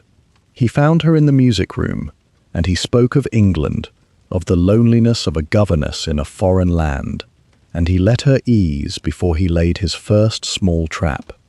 You have been of great use to this family, Miss Whitfield, he said. More than a teacher of English and music, the widow tells me. You have helped, I understand, even in the counting-house, and a little, from time to time, in the works themselves. A little, she said. Senor Miravent found I had a head for figures, and later for chemistry. I read a great deal. There is little else to do in the evenings here. Her voice was even. I do not see the harm in a woman making herself useful. No harm at all, said Holmes pleasantly. Only it is unusual. Tell me, when Seurat speaks of the mordants, of the mercury, and the arsenic that fix the great red, do you follow him? She hesitated, and it was the smallest hesitation, but Holmes and I both saw it. I follow him, she admitted. I have watched the dying. I understand the principle, that a poison may make a beauty, that the thing which fixes the color is the thing which, in another measure, would kill. She looked up, and her eyes were very clear. You are wondering how a governess comes to know such things, Mr. Holmes. You are wondering a great many things about me. I can see it. I am wondering, said Holmes quietly, why the name Thomas Ferrer should mean something to a woman who came to Spain 3 years ago from an English schoolroom. The blow landed. I saw it land. For all her composure at the name Ferrer, Clara Whitfield went white to the lips, and her hand closed hard on the edge of the piano, and for a moment the room held nothing but the sound of her breathing. "I do not know what you mean," she said, and it was the first thing she had said that was plainly a lie. Holmes did not press her then. He was too wise a hunter to spring a trap before the quarry was fully within it. He bowed and thanked her, and we withdrew, and it was only in the corridor that he spoke his mind. "She lied, Watson," he said softly. "The name struck her like a whip, and she lied. And consider what we now have. A woman who arrived in this house 3 years ago, from England, alone. A woman with an unaccountable knowledge of chemistry, and of the very poisons that killed our man. A woman who flinches at the name of the ruined chemist Ferrer, whose daughter was taken as a child to France, or to England, and would now be a grown woman, alone in the world." He stopped. Surratt said the daughter would be perhaps 35 now. Clara Whitfield is 35, if she is a day. I felt the pieces slide toward a terrible symmetry. "You believe she is Ferrer's daughter, that she came here under a false name, worked her way into the house, learned the chemistry, and waited for her chance, to avenge her father on the man who ruined him." "It is a hypothesis of great beauty and great cruelty," Holmes admitted. "It fits nearly everything. The knowledge, the false calm, the lie. She had motive of the deepest kind, a father destroyed, a childhood shattered, 30 years of a cold and patient grief, and she had access. She moved freely in this house and in the works. She could have mixed the killing file with her own hands and set it in the study while dusting a shelf." He was silent a moment. "If this were a lesser case, I should call it solved. The wronged daughter, returned in disguise, poisoning the thief who took everything from her. It is almost Greek." That night we learned more, and what we learned seemed only to tighten the net around her. A maid, questioned gently and paid a little, told us that Miss Whitfield kept in her room, in a locked case, a single old photograph, which she permitted no one to see, and looked upon, the girl said, on certain nights when she thought herself alone, and once the maid had glimpsed it. A young man, from long ago, in the dress of 30 years past, and on the back, in faded ink, one word, pare. "The Catalan for father," Holmes said, very quietly, when we were alone. A photograph of a Catalan man, 30 years old, kept locked away and wept over by an Englishwoman who claims no tie to this country at all. He stood at the window of our rooms, looking down at the sleeping Rambler. "She is Ferrer's daughter, Watson. Of that, I am now as certain as I am of anything in this case. She has lied about who she is, and she has lied for a reason." "Then we have our murderer," I said. But Holmes did not answer at once, and when he did, there was a strange reluctance in his voice, and a warning I did not then understand. "We have a woman with every reason to have done it," he said slowly. "That is not the same thing, Watson. It is never the same thing. The person who most obviously should have committed the crime is very often the one person who did not, precisely because the true murderer has taken such care that the obvious person should be blamed." He turned from the window. "Tomorrow I will speak to her alone, and I will lay it all before her, and I will watch her face when she answers. Because there is one thing about this poisoning that troubles me deeply, and that a grieving daughter's vengeance does not explain at all." He met my eyes. "If Clara Whitfield hated Raphael Miravent enough to kill him, then why, in the name of heaven, was he about to give her everything back?" Barcelona in those years was a city that flinched at loud noises. Only the winter before, a bomb had been thrown into the stalls of the Liceu Opera House during a performance, and dozens had died among the velvet and the gold, and the whole city had lived since under a low grey dread of the anarchist and his infernal machine. So when word crept out that Raphael Miravent, a great captain of industry, had died by poison, The first whisper in the cafes was not of family or fortune, but of politics. Inspector Costa came to us half convinced of it. "The workers," he said. "The dye men. There have been meetings, senor. Angry meetings. Talk of the masters who grow fat while the men breathe poison over the vats. Miravent was hated by some of them. What if this is not a family matter at all? What if it is the beginning of something, a killing of the rich, and we are chasing files and old photographs while the real fire is being lit under the whole city?" It was a fear worth answering, and Holmes answered it with his usual patience and dismissed it with his usual certainty. "The anarchist," he pointed out, "does not poison one old man in secret over a fortnight and disguise it as a failing heart. The anarchist wants his deed seen. He throws his bomb into the light, and the noise, he leaves his manifesto, he means to terrify. A slow file in a locked study is the opposite of everything the bomb thrower desires." This was not a blow struck against a class. It was a blow struck against one man, for one reason, by someone who knew him to the marrow. And yet, though the anarchist was not our man, the fear of him lay over the city like a second fog, and it colored everything we did in those days. Barcelona had not forgotten the Liceu.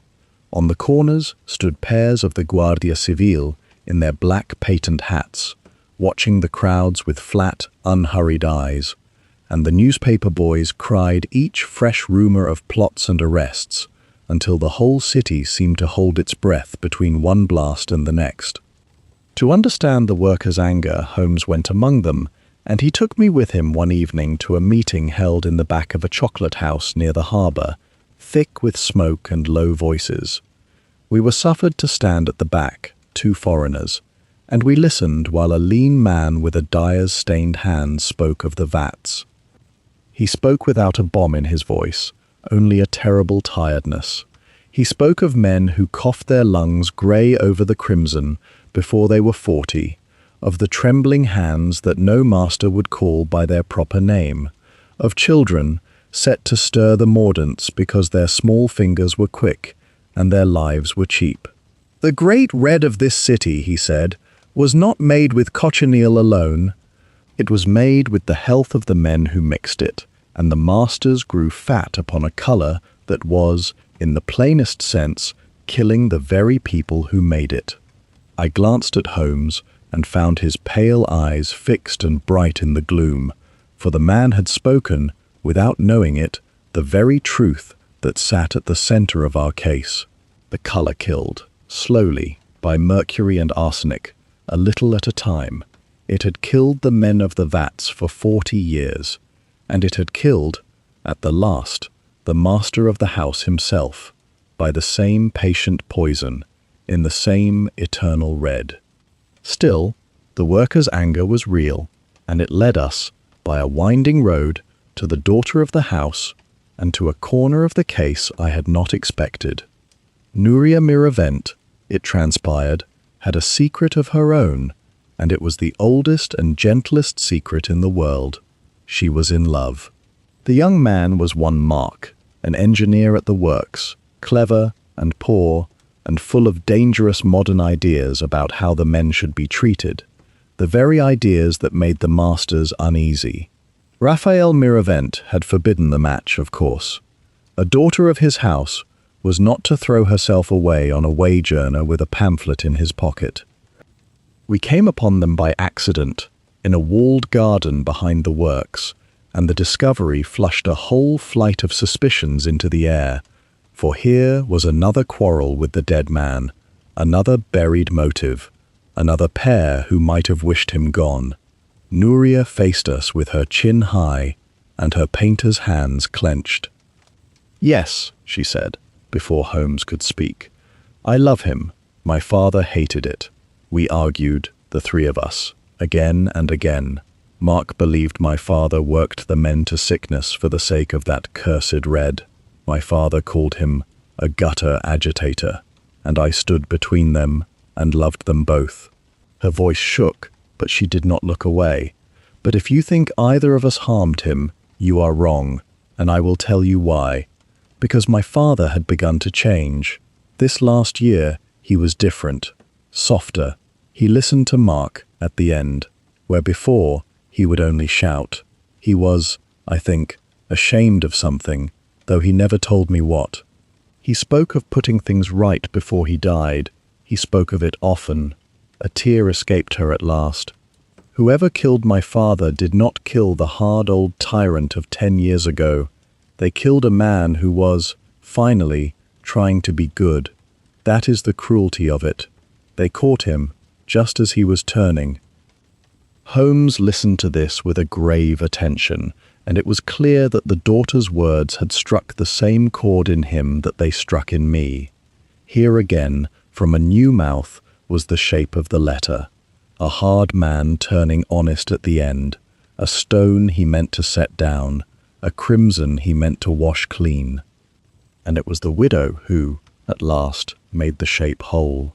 We found Isabel Miravent that night, alone in the darkened drawing room where her husband lay, and Holmes, who had thought her cold, spoke to her now with a gentleness that drew from her the truth she had been guarding behind that frozen calm. "You think me cold," she said, "the young wife who inherits and does not weep. I have heard the servants. I know what the city says." She touched the edge of the coffin. "I do not weep before them, because I will not give them the satisfaction. But I loved him, Mr. Holmes, and I alone knew what he meant to do, because I alone helped him plan it." She lifted her eyes. He was going to confess. Everything. How the colour was truly Ferrer's. How he and another man ruined an innocent, framed him, filed his name from the bronze, and let him die in the debtor's quarter. Raphael had found Ferrer's daughter. He had traced her, at great cost, and he meant to restore her name and her fortune and beg her pardon before the whole of Barcelona, whatever it cost him, whatever it cost the family. Her voice broke at last. He said the money had never been clean, and he could not die holding it, and someone stopped him, someone who could not bear to be washed clean along with him. Holmes rose slowly, and in the candlelight, the sharp lines of his face were carved with a new certainty. "Madame," he said, "you have given me the heart of it.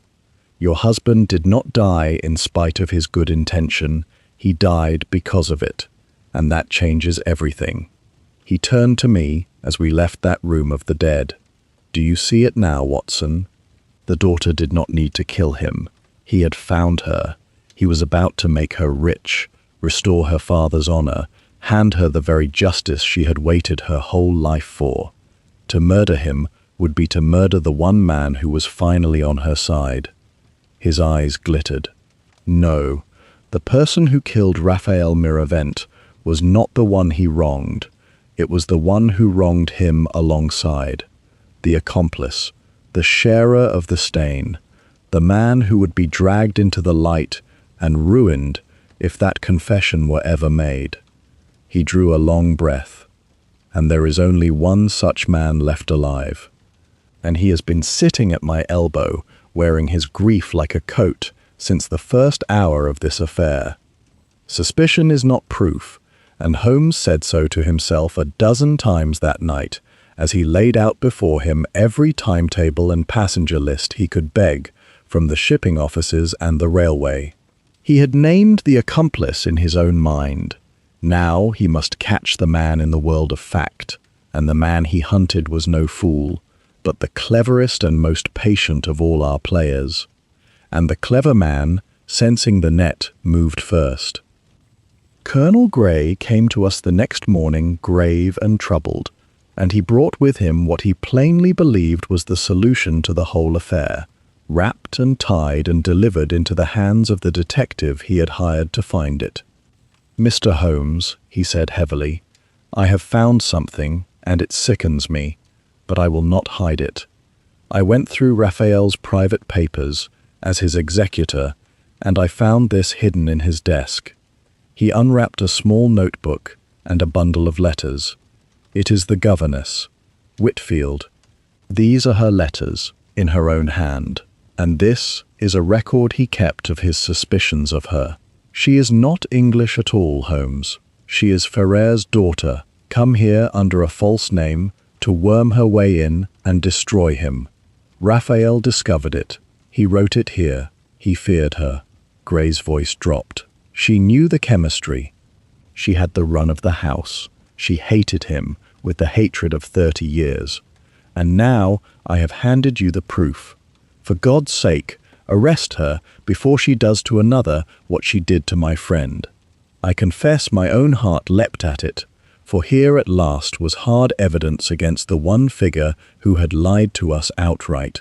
But Holmes took up the notebook and turned its pages with maddening slowness, and his face, as he read, grew not more certain but more still, and I knew the particular stillness of a man who has been handed exactly what he was meant to be handed. "This is a most helpful discovery, Colonel," he said at last, very softly. "Most helpful indeed. You have saved me a great deal of trouble." He closed the notebook. "I will look into it with the greatest care. You may leave it with me." Gray searched his face, found nothing there, and after a moment took his leave, satisfied, I think, that the trap he had baited was about to close on the innocent woman. When the door had shut behind him, Holmes sat a long while turning the notebook in his hands. "Watson," he said, "this notebook is a forgery, or near enough. Observe the ink. It is uniform on every page, laid down in one sitting, whereas a genuine record kept over months would show a dozen different inks and pens and moods. And observe the hand. It is Miravent's hand, yes, cleverly copied, but it is too steady. We know from the housekeeper that at the end his hand shook so that he could no longer mix his own color. Yet here, supposedly in his final weeks, he writes pages of firm, unwavering script. He set it down.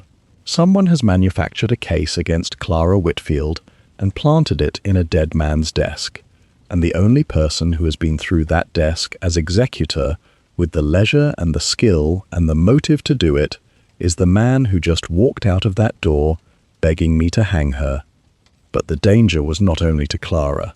That same night the household was thrown into terror, for the old housekeeper, the very woman who had told us of the file that emptied and mysteriously filled again, was found at the foot of the servants' stair with her head broken open, having fallen, they said, in the dark. She lived, thank God, though she did not wake for 2 days, and Watson tended her through the worst of it. But Holmes examined the stair with his lens by lamplight, and found what the frightened servants had not: a length of dark thread tied low across the 3rd step from the top, and torn free after she fell, but for one fibre caught on a splinter.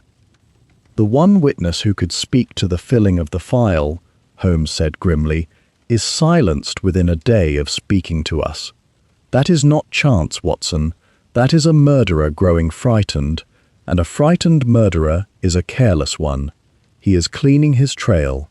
First the letter, stopped, then the formula book, stolen and no doubt burned by now, lest it prove the colour was Ferrer's, then a false case built against the innocent daughter to draw all eyes from himself, and now the housekeeper, who saw too much."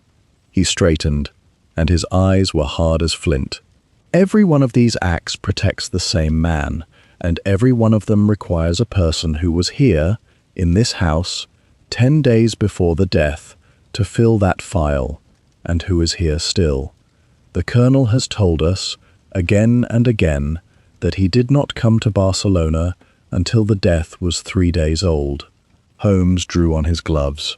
"Tomorrow, Watson, we go to the harbour, and to the railway, and to every hotel in this city, and we find out exactly when Colonel Sebastian Gray truly set foot on Spanish soil, because I do not believe it was 3 days after his friend died. I believe it was a fortnight before. We spent that day upon the trail of a ghost, for Colonel Sebastian Gray had sworn to us, more times than I could count, that he had not been to Barcelona in over a year, and had come only when the news of his friend's death reached him in London. Holmes meant to test that oath against the memory of the city, and the city, patiently questioned, gave up its secrets one by one. The steamer offices had no grey in the weeks before the death, which was precisely what Holmes expected. "A man does not travel to commit a murder under his own name," he said. "We are not looking for Grey. We are looking for an Englishman of 60, silver at the temples, soldiers bearing, travelling alone and quietly, a fortnight before Miravent died," and with that description, patiently carried from office to office and hotel to hotel, the ghost began to take shape. We found him at a modest hotel near the harbour, far from the grand places a man of Grey's means would ordinarily choose, registered under the name of Mr. Sutton of Southampton, arrived 16 days before the death, and departed 9 days before it. The clerk remembered him well, a quiet English gentleman who kept to himself, went out in the evenings and asked, on his first day, the way to the Eixample and the house of Señor Miravent. A cabman completed the picture. For a coin he recalled driving a silver-haired Englishman one evening a fortnight past, out to the Miravent mansion and setting him down at the servants' gate, not the great front door, and waiting an hour in the dark before driving him back. An hour, Holmes observed, was ample time to slip into a study a man knew as well as his own, and set upon a side table a fresh file full to the shoulder. "And there, Watson, is the answer to a small thing that has nagged at me since London," Holmes said, as we drove back through the gathering dusk. "You will recall the Colonel's boots, excellent English boots, resoled in a Spanish fashion no London cobbler would attempt. A man who had not been in Spain for a year, as he swore, would have had those boots mended at home, but a man lately and secretly returned from Barcelona would carry the proof of it on his own feet, and never think that anyone would read it." He almost smiled. He hired the finest eyes in England and walked into Baker Street, wearing his lie on his soles.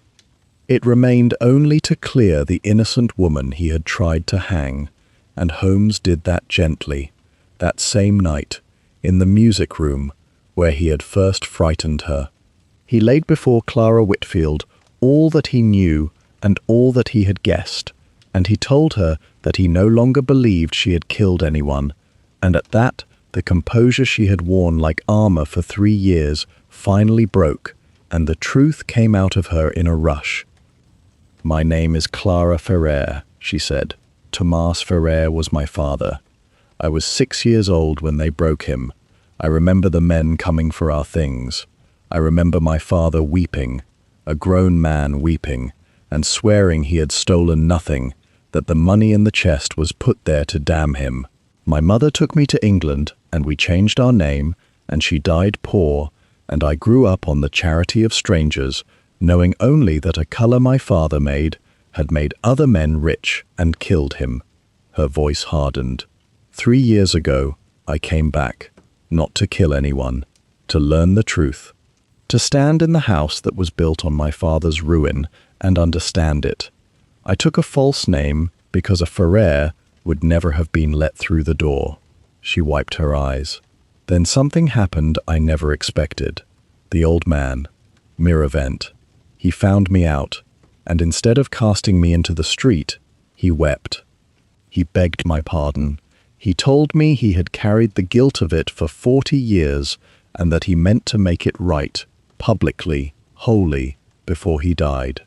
He was going to restore my father's name. He was going to give me a share of everything." She looked up at Holmes with streaming eyes.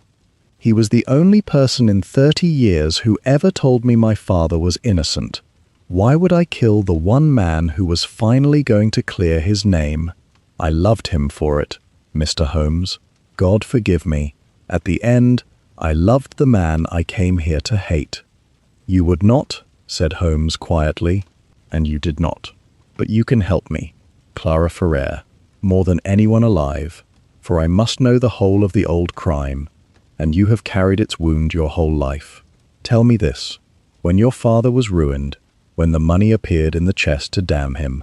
There was testimony against him, was there not? Someone swore he had seen your father take it, someone whose word the court believed. Yes, she whispered.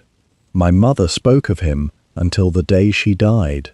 The Englishman, my father's friend, she called him, with such bitterness. The third partner, who put up the foreign money when the works began, and who stood in the court and swore on his honour as an officer that he had seen Thomas Ferrer with his hands in the company chest. It was his word that hanged my father, more than any other, an English soldier's word against a Catalan chemist's. Her face was white. My mother never forgot his name. Grey. Colonel Grey. Holmes stood, and in the candlelight the sharp angles of his face were set like stone. So there it is, complete, he said, half to himself, half to the trembling woman before him. 40 years ago, 3 men built a house of colour.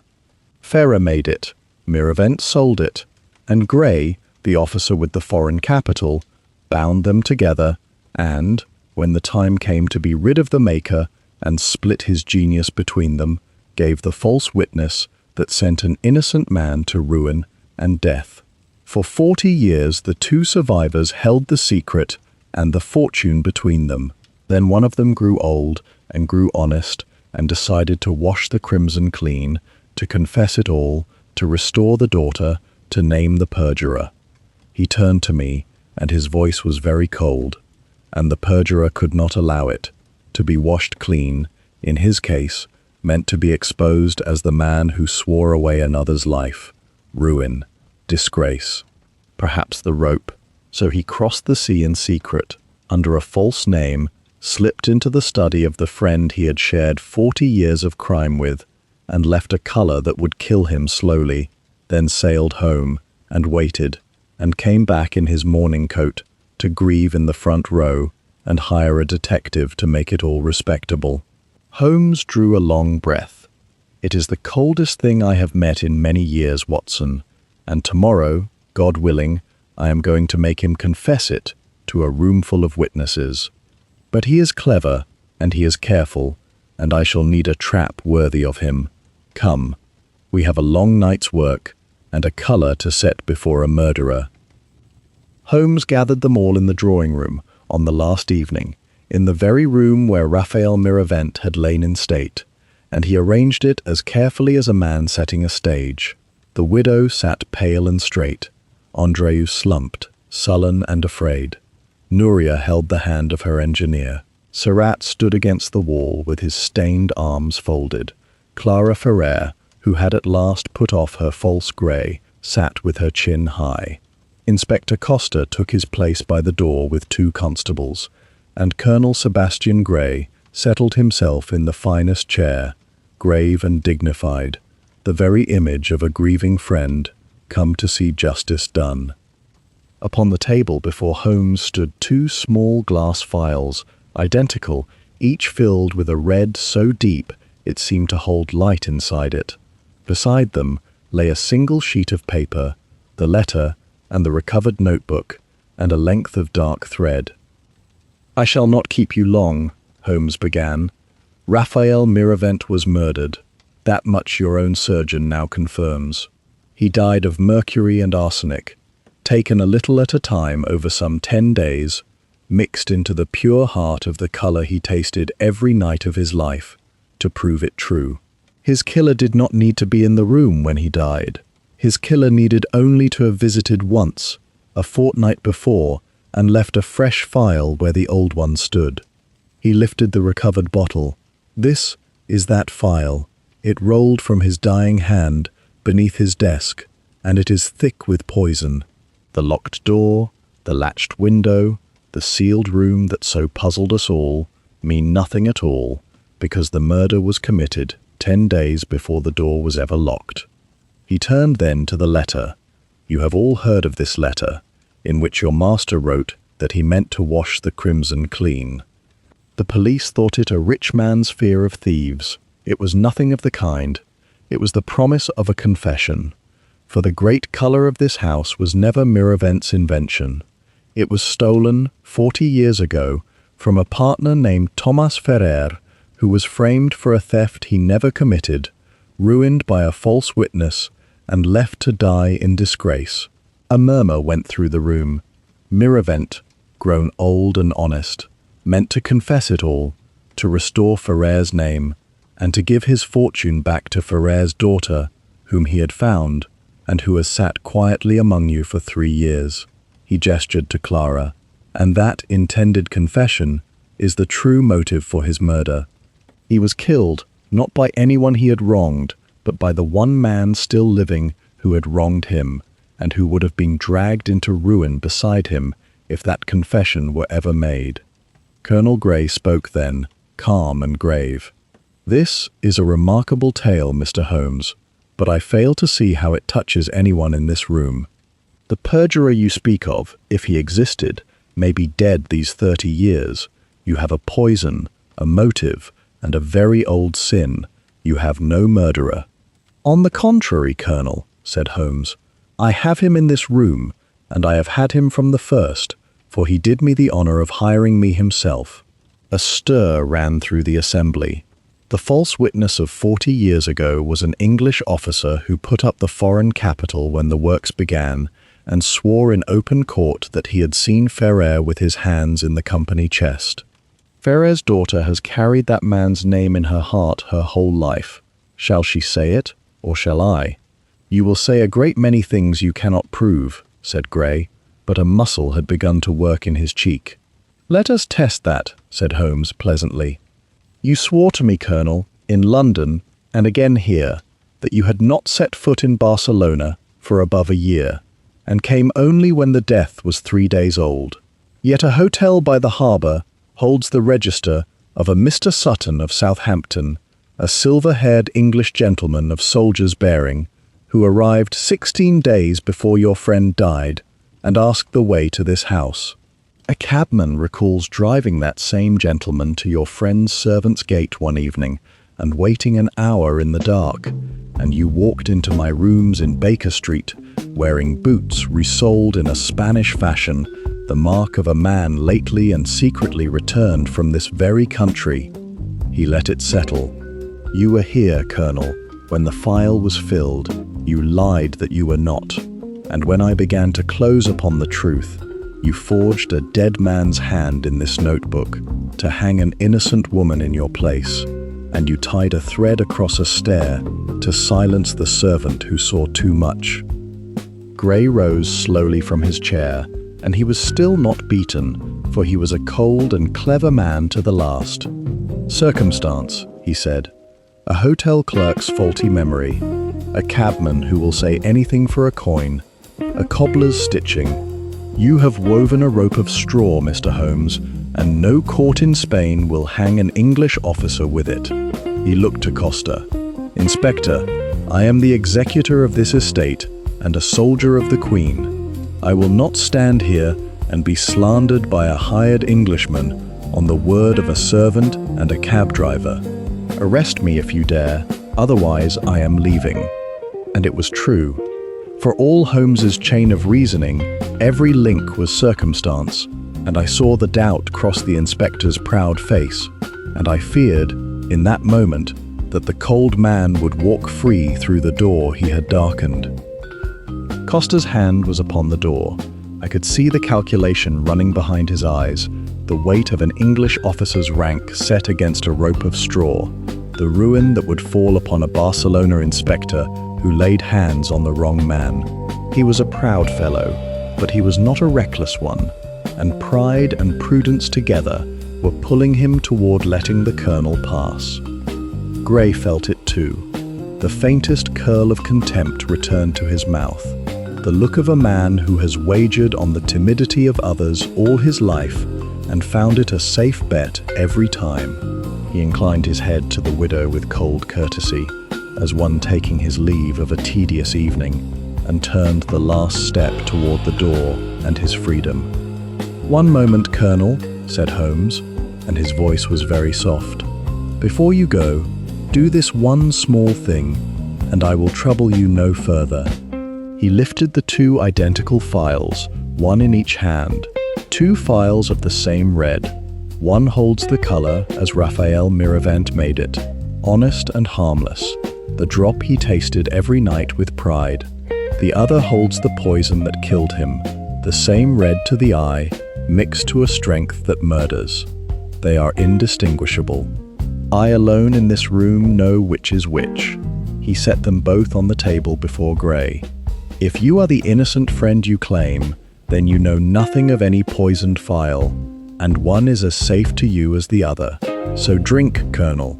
Choose either, and taste the color of the friend you have come so far to mourn, as he tasted it every night of his life. Drink to Raphael Miravent. An innocent man would not hesitate. The Colonel stood over the two phials, and the whole room held itself in silence, and his hand moved from one to the other and back again, and I saw the sweat break upon his brow. For a long, dreadful moment he did not move at all. And then his nerve broke, and he snatched his hand back as though the glass had burned him, and cried out, in a voice stripped at last of all its dignity, "Not that one, damn you, that one is death." The silence that followed was absolute. Holmes did not raise his voice. He only looked at the broken man across the table, and said, with a terrible quiet, "I never told you which one, Colonel. I said they were indistinguishable, and to every soul in this room they are. Only the man who mixed the poison with his own hands could know one crimson from the other, by sight alone. You have just told us all which phial is death. You could only know that because you made it." Colonel Sebastian Gray sank back into the fine chair, an old man suddenly, his face grey as ash, and he did not deny it any longer. "He was going to ruin me," he said dully, staring at nothing. 40 years, and he was going to throw it all into the light for the sake of a dead chemist and a governess. I begged him to let the past lie. He would not. He said he could not die holding stolen money. A dreadful laugh escaped him, so I saw to it that he died holding it after all. He looked up at Holmes with hollow eyes, the same red. Every night, he never tasted the difference. Not once. They took Colonel Sebastian Gray away in the grey hour before midnight, and he went without a struggle, an old soldier emptied of everything that had held him upright for 40 years. Inspector Costa, who had come to that room half believing he was there to protect an English officer from slander, walked out of it, a man who had watched a murder undone before his eyes, and he shook Holmes by the hand at the door with a warmth his pride had never before allowed him. "I called you a foreigner hunting a murder where there was only grief," Costa said gruffly. "I was a proud fool, Senor Holmes. You saw in a spilled drop of red what a dozen of my men trampled over for a week. If ever you tire of England, there is a desk for you in Barcelona, and a great deal of work." Holmes bowed. "You reopened the body when a lesser man would have laughed me back to the boat," he said. "The credit is as much yours as mine, Inspector. Let the city hear it that way." And Costa, who had feared humiliation and found instead a share of the honor, went away that night a friend for life, which is a thing worth more in a strange country than any fee. There were smaller knots to untangle in the days that followed, and Holmes untangled them all with the same patient hand. The old housekeeper woke on the third day, weak but clear, and when Watson asked her gently what she remembered of her fall, she told us she had been climbing the servants' stair in the dark, and felt a cord catch at her shins, and had seen, as she pitched forward, a tall figure draw back into the shadow of the landing above. A silver-haired figure, she said, in an English coat. It was the last brick in a wall already built, and it laid to rest any lingering fear that the wrong soul might suffer for the crime. The matter of Andreu and his debts, Holmes settled with a bluntness that startled the young man into something like sense. He brought Andreu before him and told him plainly what he had overheard in the alley off the Carrer del Bisbe, and what Quim Bassa the moneylender was, and where such a road ended. "Your father is dead, and the fortune is honestly yours, or will be when the estate is set right, Holmes told him. You may pay this man Bassa what you truly owe and never borrow another centime, and grow into the master your father hoped for. Or you may go on as you are, and be picked clean, and end in the same gutter where a better man than either of us once died disgraced. The choice, young Miravent, is the only inheritance that was ever really yours. Spend it wisely, and whether from grief or from fright, or from the first stirring of a man beneath the boy, Andreu wept, and swore he would change, and Holmes, who had heard such oaths 100 times, said only that time would be the judge of it, and left him to keep the promise or break it as he chose.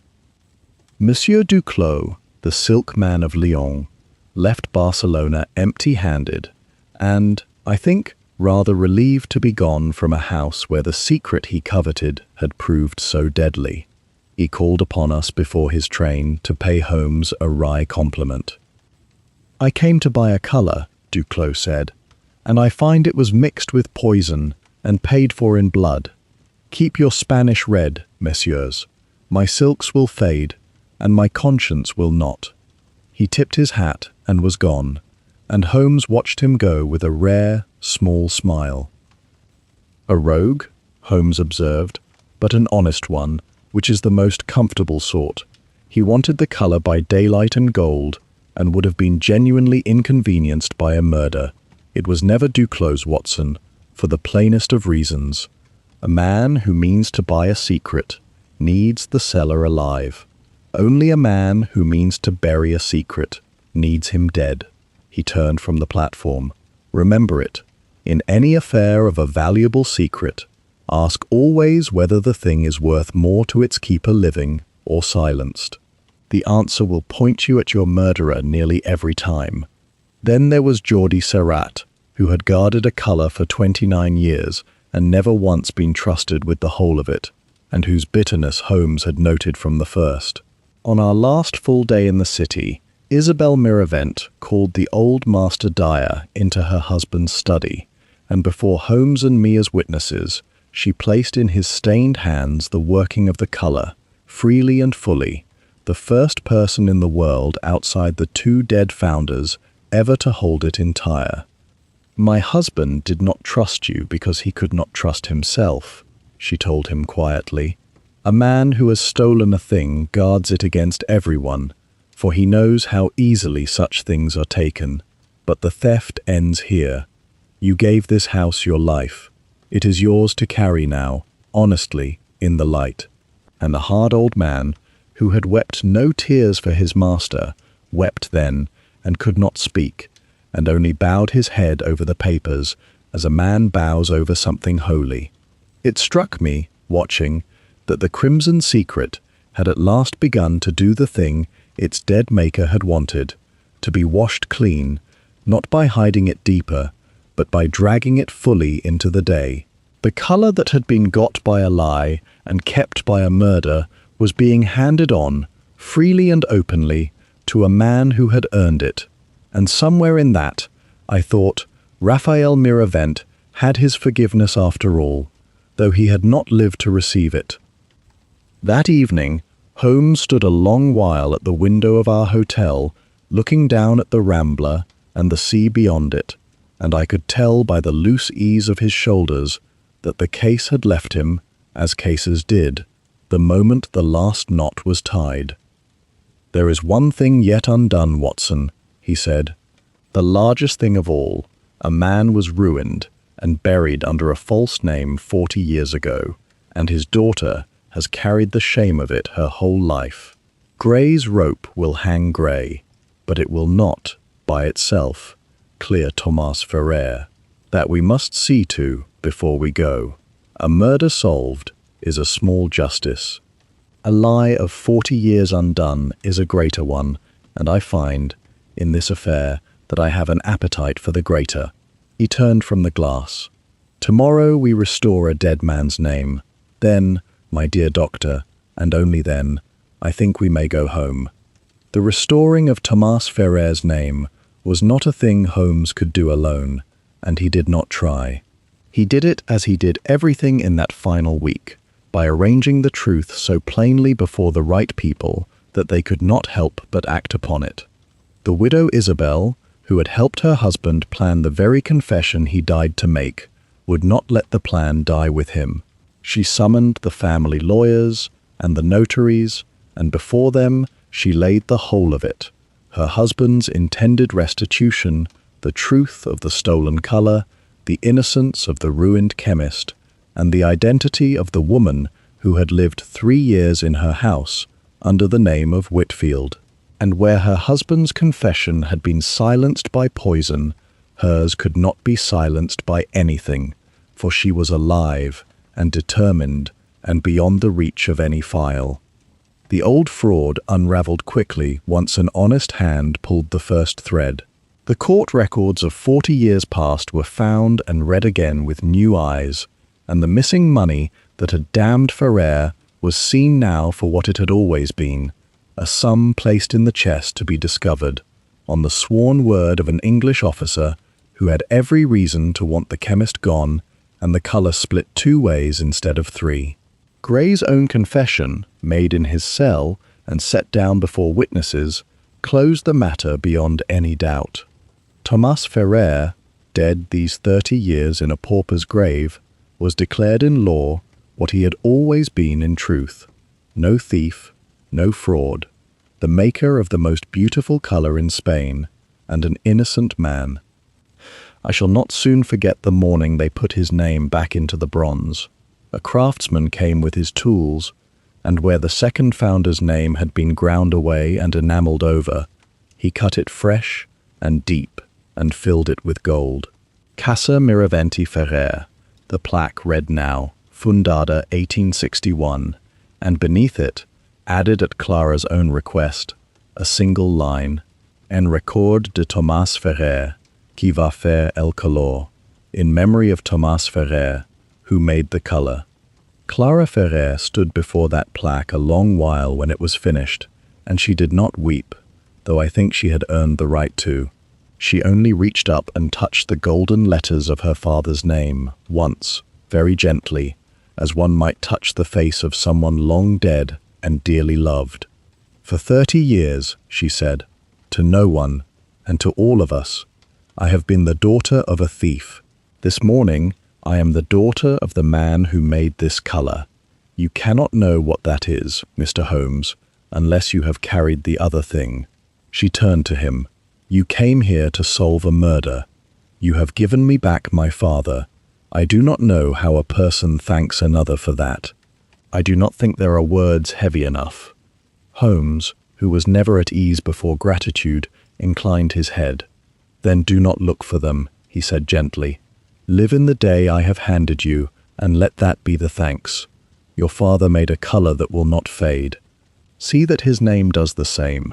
And that, from Holmes, was as near to tenderness as I ever knew him come, and Clara understood it, and did not press him further, and I loved him a little for it. The estate, once settled, was to be shared.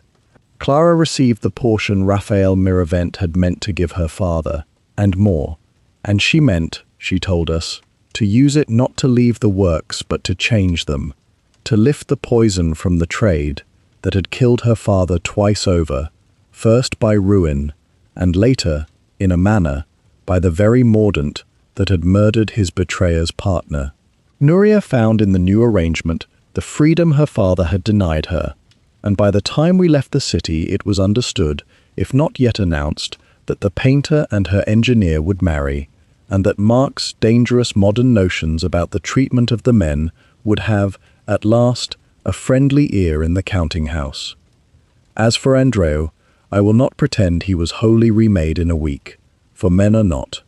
But he paid off Quimbassa to the last honest centime, refused him a single peseta more, and threw himself into learning the business his father had left him, and when we saw him last, he was bent over the ledgers of the works with the sleeves rolled to his elbows, sober and grim and trying, which is all that can fairly be asked of any man who has been given a second chance he did not earn. We left Barcelona on a bright, hard morning with the tramuntana blowing down off the mountains and the sea beaten to silver, and the whole city seemed scrubbed and shining, as though it too had been washed clean. From the deck of our steamer I could see, far along the shore, the chimneys of Poblenou and the broad channel that ran red to the sea, La Sang, the blood, the crimson water that had run there for 30 years. Holmes stood beside me at the rail, his coat snapping in the wind, watching that red water until the coast fell away.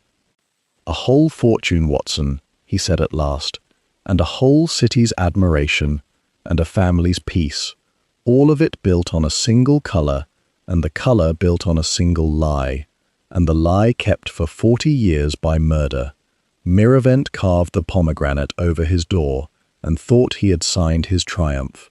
He had signed his crime. Every proud red tile in that house was a confession no one could read." He was quiet a moment. He grew old, and he grew honest, and honesty killed him. There is a bitter lesson in that, and I do not much like it. A man does a great wrong young, and buries it, and prospers, and only when he tries at last to set it right does the past reach up and pull him under.